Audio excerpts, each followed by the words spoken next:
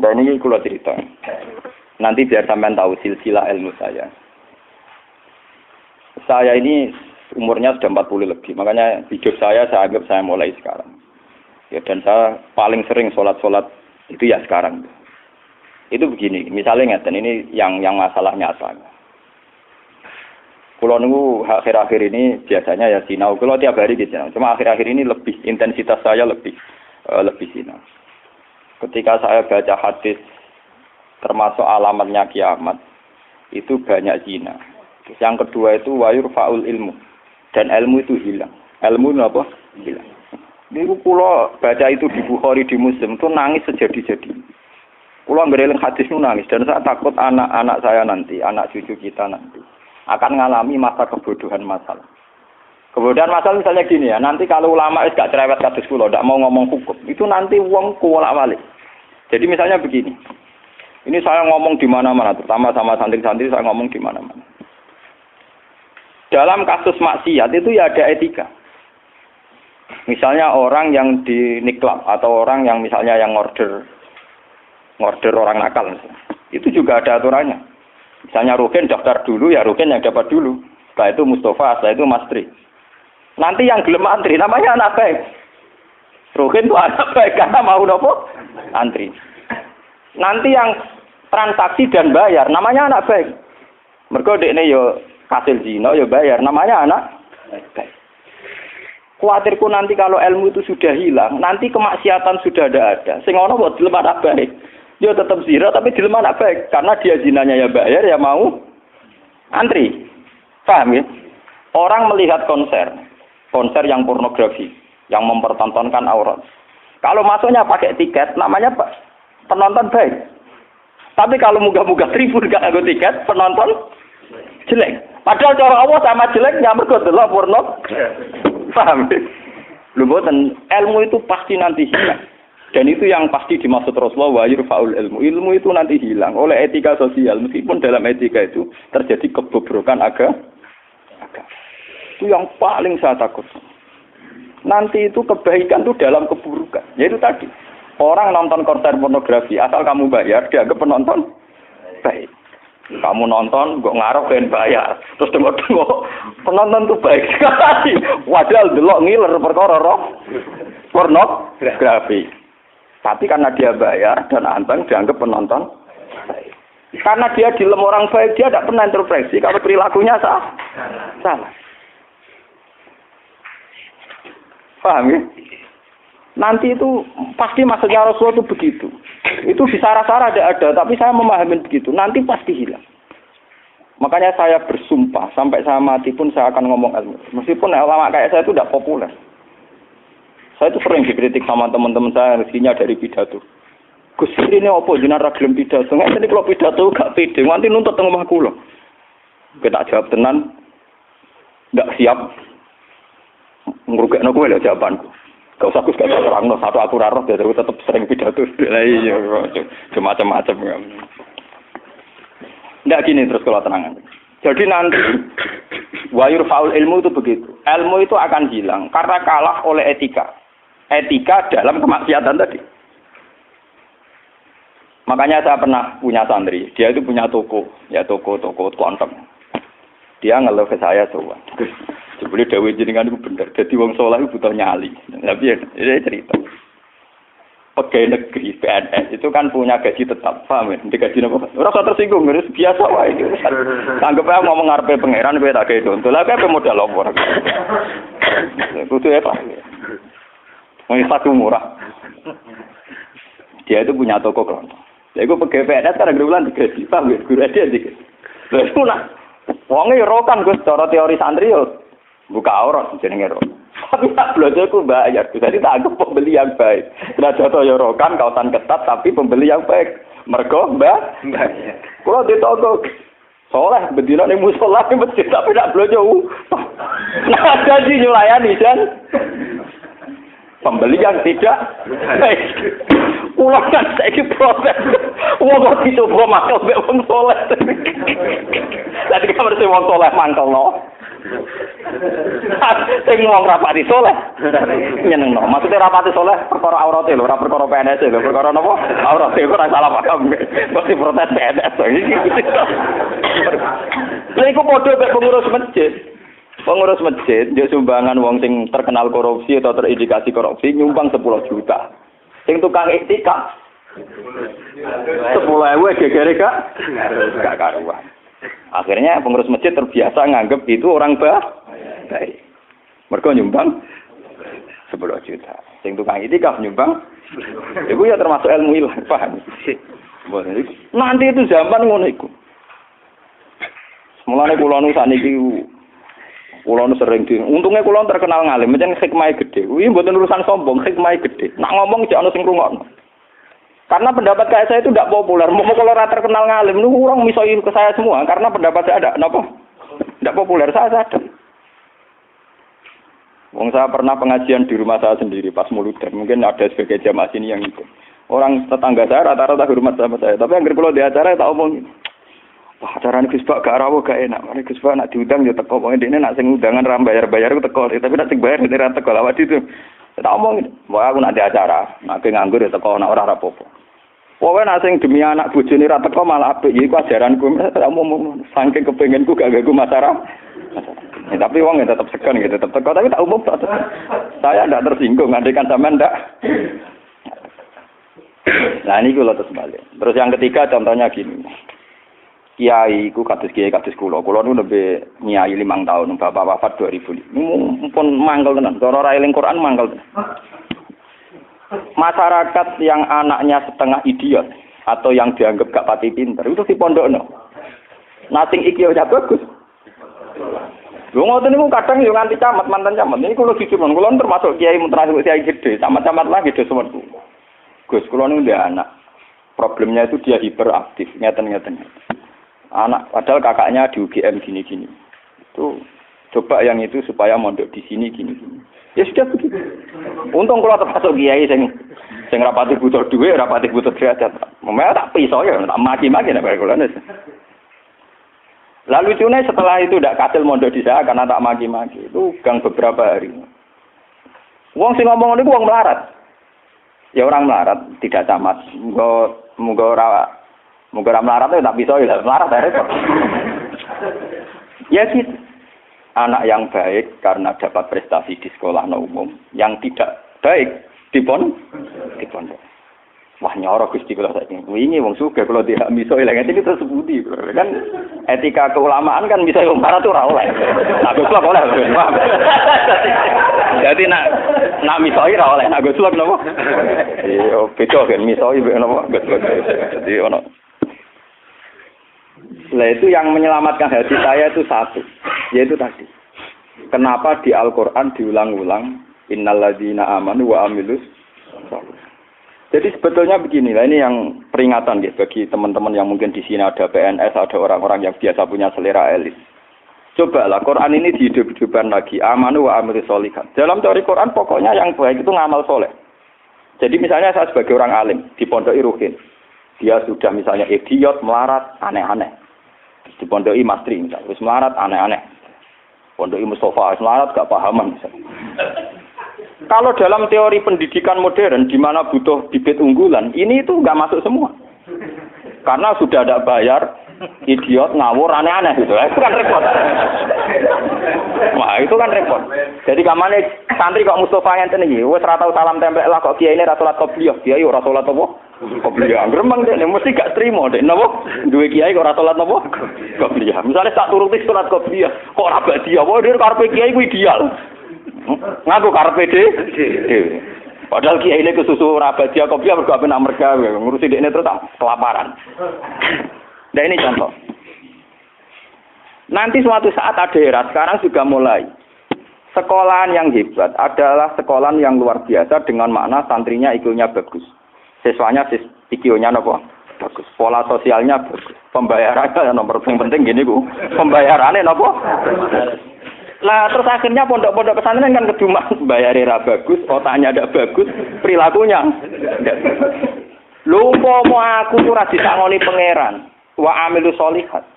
Ngrumat rohen wa amilus sholihat. Ngrumat Mustafa ya amilus. Wes ora urip. Wis ora dadi wong. Tapi karena saya punya semangat sarane Quran sementing aku amilus, ya sudah. Allah menitipkan ngamal saya lewat ngurmat mastri, lewat ngurmat ruhi. Ya sudah selesai. Masalahnya terus napa? Nah, kalau suwun sing ngaji kula, semangat kenapa Quran ngulang-ulang wa amila sholihan, diulang-ulang wa amil sholihat. Penting dalam hidup tuh amilus. Kula pernah ini cerita nyata. Saya pernah lihat TV sama ulama-ulama yang kayak saya, artinya tipikalnya ya kayak saya, orangnya alim terus ya ikhlas. Cocokan kan. Jadi kiai lah ya tahu gerbong. Padahal yang alime sak kula, ya alim tenan. Ya putrane kiai gede. Padha kiai ini kan buka kertu. Ini tenan mata bu iki kisah nyata. Ini ngaji wong tua-tua. Dene aku kan wong enjoy ikhlas. Tahu takok, Gus. Mendingan nak delok SBC napa menteri napa-napa sing teng TV-TV. Wong kok mulyane ngono. Buka lawange ra tau delok menteri. Terus pokoknya mulyane kok ngono. Wis ngono diarani pahlawan. Misalnya ngurumusno ekonomi, ana pertumbuhan apa? Jadi harus tak wiri ta ora. Niki ora ono ngru Gus. Kula takok jenengan. Waduh lama ya. Lah aku wong kula ya wong alim kan gak wajib sungkan dong padha napa ngalime. Lah takok. Loh, jenengan ngawiti takok. Salah jenengan ngawiti takok. Jenengan cerita awake jenengan iki kok tak jawab. Nek cerita. Kula karepe mangkel protes. Kula sing wis ikhlas istiqomah mulang masyarakat ra ono sing hormati, kono wis digaji. Gajine presiden ya dhuwur, gajine menteri ya dhuwur, gajine bupati. Nak ngamal darane ngamale Dik. Ini padahal tugase. Ngamal tenan nak kita, Gus ora ono sing gaji. Tapi ora ono biji. Lawang buka dhewe tak mlebu mobil. Nak rusak ya dadakno. Wong bupati ku rusak kok sing dadakno. Anduk ono sing gawakno. Kene mobil lah rusak ku utang-utang. Cerita dari protes gimana mbek kenyataan iki napa? Bar ngene cerita. Repot iki jenengan dimantul. Karena latar belakang saya kan kiai Quran, saya tuh tidak pernah punya perasaan cemburu dia. Artinya saya lebih terbiasa ikhlas kan. Lah orang pun nerangno, nek aku muni ikhlas kan lebih baik dibanding dia kan ya ora etis lho. Wah, ana apa? Lho mboten iki nyata bener sampean mangkel dadi kiai bener. Mana kira usah dadi kiai urip. Nara bate buat kiai wis moden ae. Akhirnya kalau saya itu ya ada orang sempurna. Cuma kalau sakit ngobati awak kulo piyambak niku sakit. Sebuti ke sekolah. Kulon mulai alit sebagai orang mukmin itu pangeran kulon niku Allah Subhanahu wa taala hubungane nopo? Ya kalau pangeran kula Allah, paribasane kula niku nulung semut sing kebulet. Utawa nulung anake pitik sing kebulet teng jero pawon sing gak ana wong. Niku kula ngrasa ibadah. Mergo ngamal kula disisi Gusti Allah. Ana wong melarat, gak iso mangan. Terus kula kei dhuwit 5.000 kelar mangan. Niku kula nggih ngrasa ibadah. Mergo sing biji kula Allah lan pir. Kalau mereka yang ngisi kan wartawan. Saya ini seorang mukmin, yang Tuhan saya itu Allah bukan wartawan. Ini kan kok mau cocok Gus, kalau ada nih kepengen ngobati ngoten. Tapi kalah memang kok. Kalah enggak artinya kenapa kiai-kiai itu bangga dengan amal-amal yang kecil, kadang mengekei santri melarat rantok wesel, kadang ngekei iman. Itu karena iman. Iman sama aturan dasar fama ya'mal mithqala dzarratin khairan yarah wa ma ya'mal mithqala dzarratin syarran yarah. Sekecil apapun Anda amal dinilai Allah. Ini penting kalau aturaken. Nanti ada wilabatul jahli, ada kebodohan napa masal di mana orang yang rapat tentang ketahanan pangan karena dihadiri menteri dan tetap-tetapnya.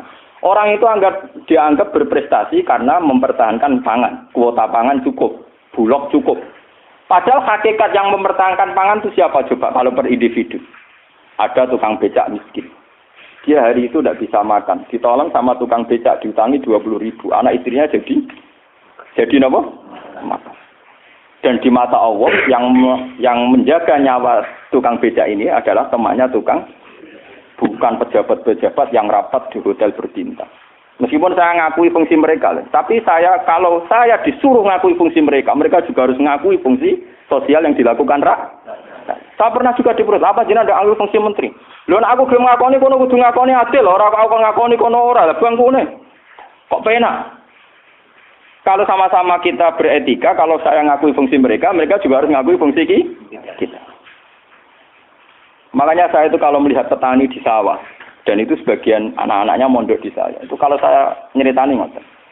Pak, yang rapat-rapat ketahanan pangan di hotel-hotel itu hanya rapat ketahanan pangan. Sampai sebagai petani yang tulen, itu yang hakikat mewujudkan Sampai jangan kecil hati. Saya yakin di mata Allah Andalah yang mempertahankan pangan.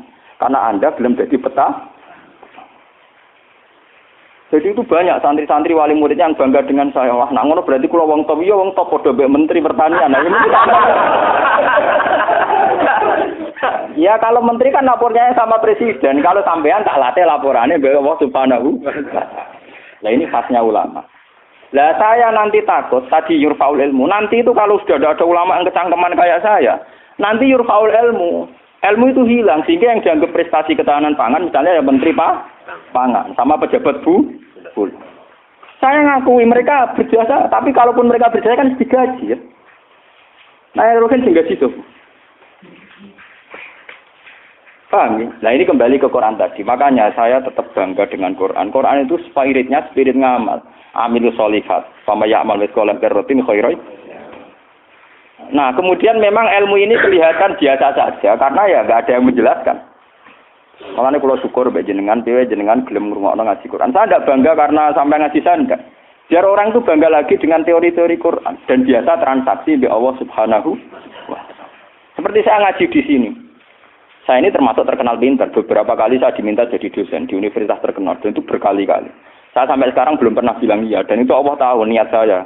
Ya supaya saya pilih-pilih Gusti ben ono kiai sing ra dosen. Jadi pokoke mulang, mbok prospek ora, mbok ono sing gaji ora. Tapi kan presiden saya kan jenengan. Jadi saya lapornya sama napa? Nah, misalnya pangeran temaring aku melarat terus nganti mati. Marah itu nak dirasakno, agak dirasakno kan yo ora. Jadi saya sampai sekarang itu mulai dulu saya mondok itu ya melarat, tapi tidak tahu kalau rasanya melarat. Nanti saya ini cara ukuran kiai selevel saya ya melarat. Karena yang alimnya alim saya, yang lebih kaya banyak sekali. Kamane ilmune mbek kula kacek akeh, tapi nak donyane akeh dene. Pirang-pirang. Ya kowe dhewe pidato plang-plang. Pokoke dene pantangane pidatone gak watanku. Wis pantangan tenan diundang. Upar wis disane Gus Mbak nggih sak desa napa wah ora sido. Ben kualat. Dosa njajah wilayah wong alim napa? Dosa.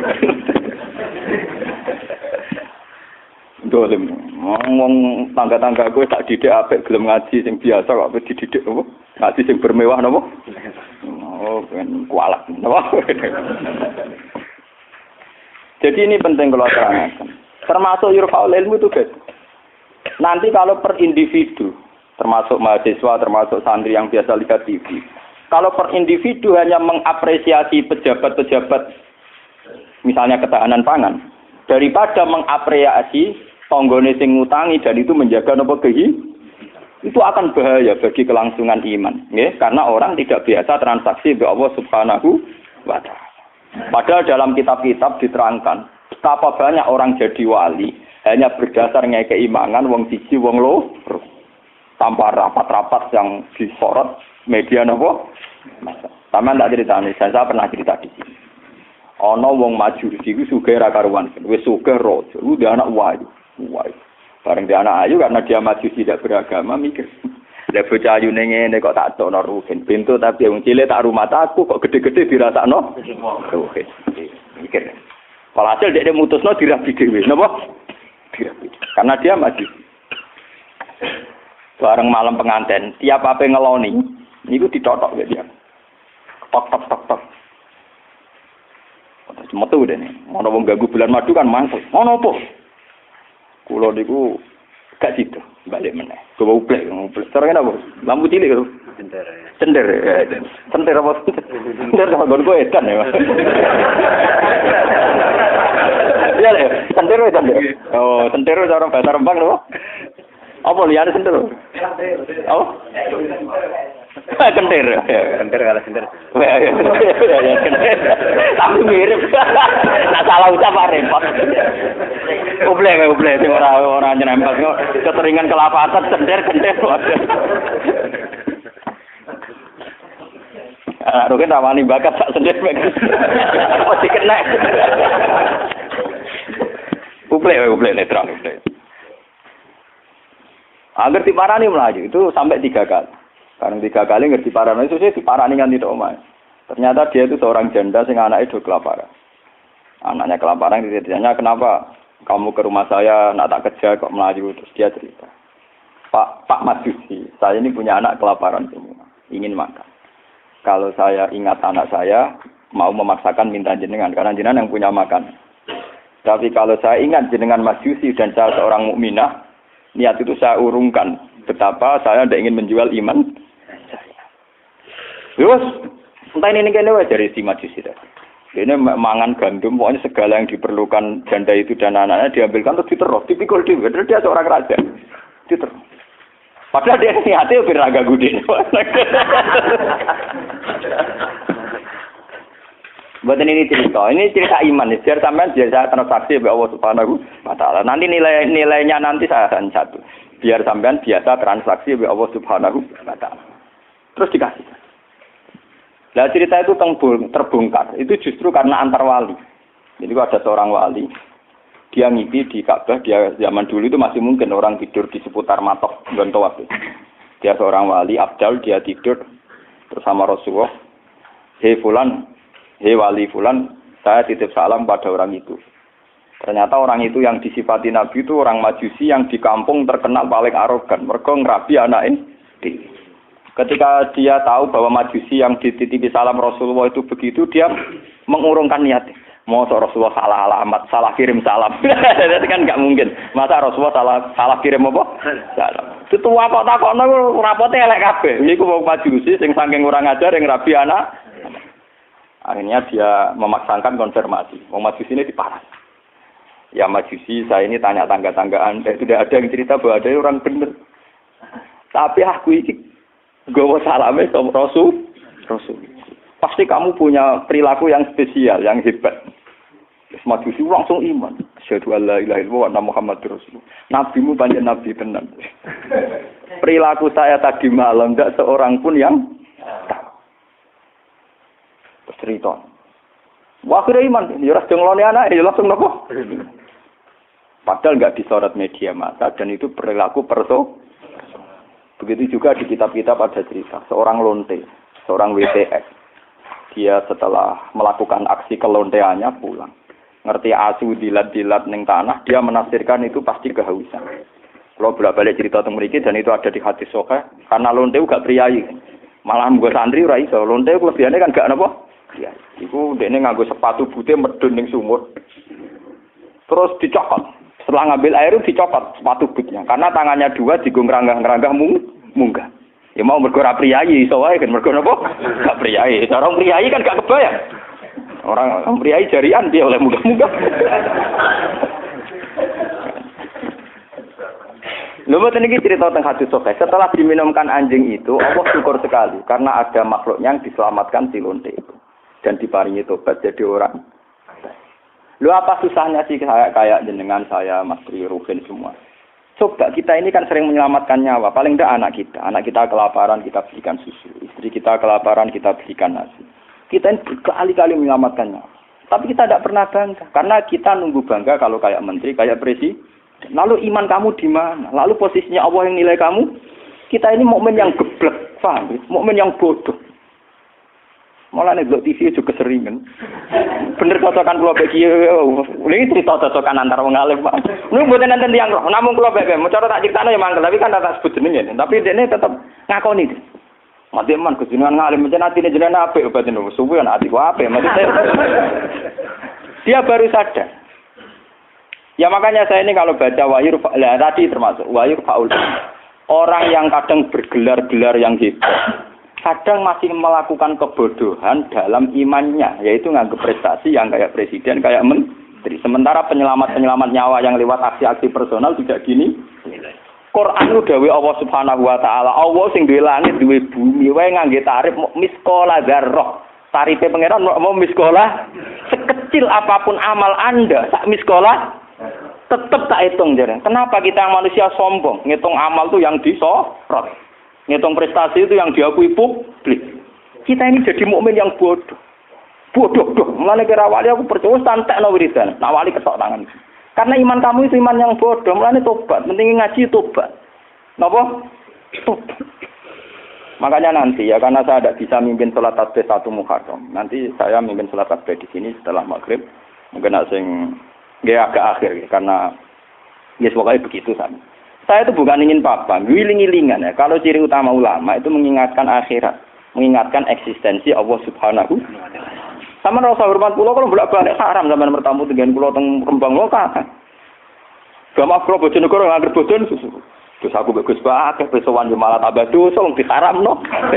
Itu bingung.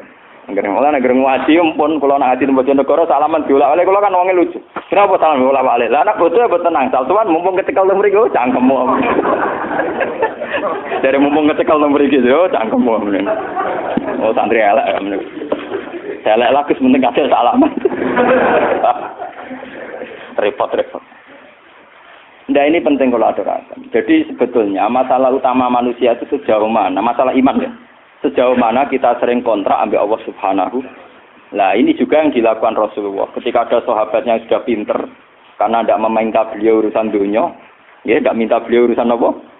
Dunia. Nabi hanya minta fa'inni ala nafsika bikasrotis sujud. Aku njaluk tulung kowe. Sing penting kowe sujudem ya sering.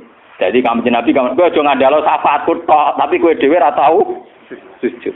Nah, kowe ora tau sujud itu artinya ora tau transaksi mbek Allah Subhanahu wa taala.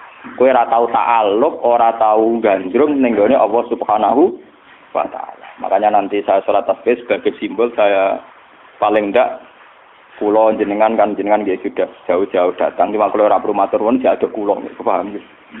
Jadi kadang nggih wonten kados kadang kula diceritani sing ngaji jenengan waduh di Gunung Kidul ben aku teperan matur nuwun ada aku wong Rembang.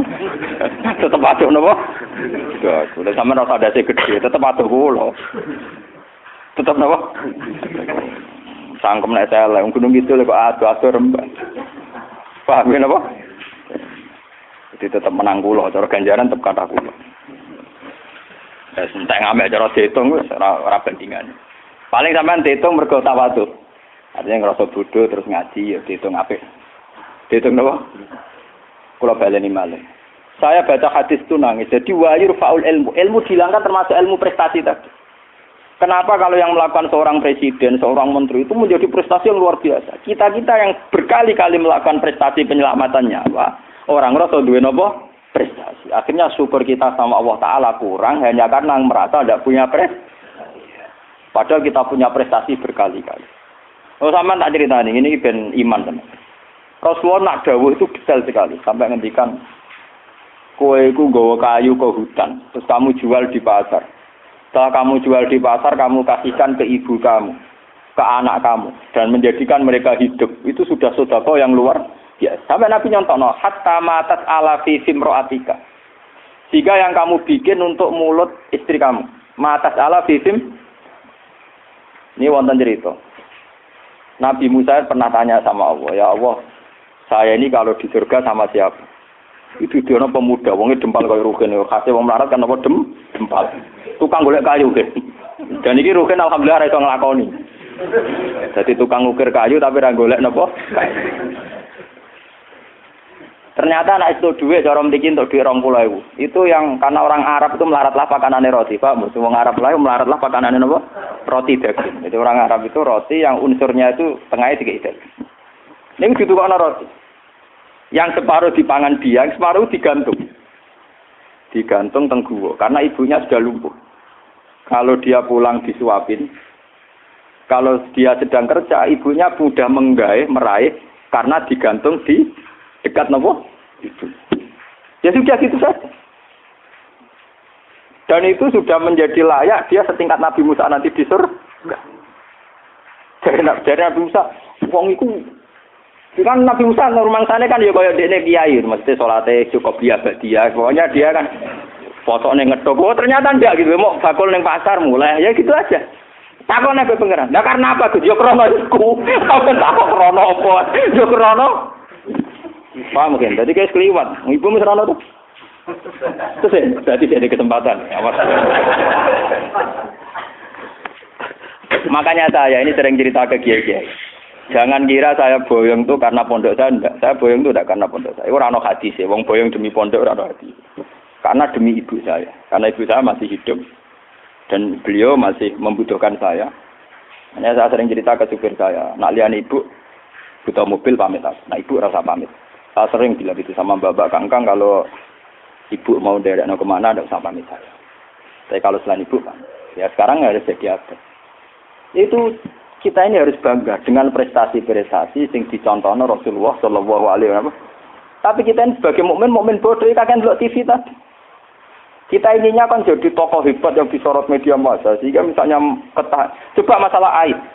Orang yang menemukan obat aid nanti diapresiasi secara internasional. Mereka menemukan obat aid. Padahal asal-usulnya penyakit aid karena seks bebas. Padahal rumusnya kiai itu lebih dari itu. Supaya ora aid gampang to ora usah seks. Tapi ora ono sing apresiasi. Ora ono apa? Maksudnya ngomong ya zina ya selamat. Kita ini nasibnya sial, nak nuruti pengakuan publik, nasib kita sih sial. Lawa ciri utama wong mukmin iku anta budawaha ka annaka tarahu fa illam takun tarahu fa indahu yaraka. Ihsan kita, kebaikan kita kontrakkan dengan Allah Subhanahu wa taala. Jika setiap saat kita ngamal seakan-akan melihat Allah atau setidaknya yakin dilihat Allah. Intinya biasa transaksi atas nama Allah Subhanahu wa taala. Makanya saya ngajar di mana-mana itu asik. Jangan kira asik saya itu karena di depan sampean. Mangkel no, cara eling sampean itu mangkel.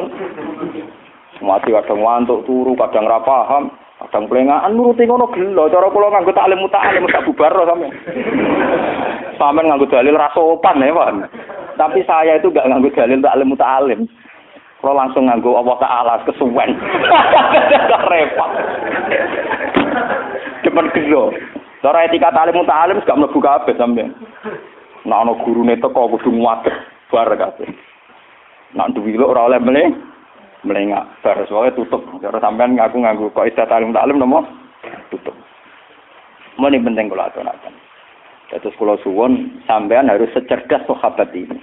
Kalau sampean sudah tahu saya ini misalnya ulama akhirat, ya hubungan saya dengan jenengan harus urusan apa? Akhirat. Kadang masyarakat tuh anjing kadang ngawur banget. Kula nu gak ada bapak, gak ada guru. Memang sebagian saudara saya sekolah umum, karena yang tidak diplot jadi ulama. Tapi yang diplot jadi ulama itu guru-guru saya ini tanyakan Lukman kalau nggak percaya itu.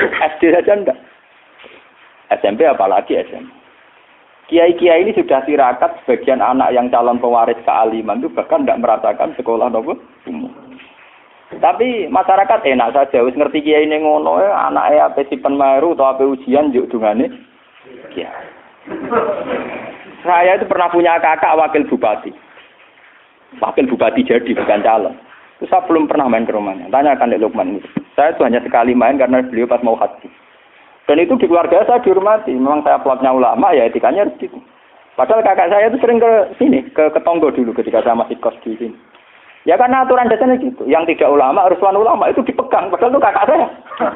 Dan itu ya nggak saling menyinggung, ya biasa saja. Saya tenang saja, itu ya tenang saja.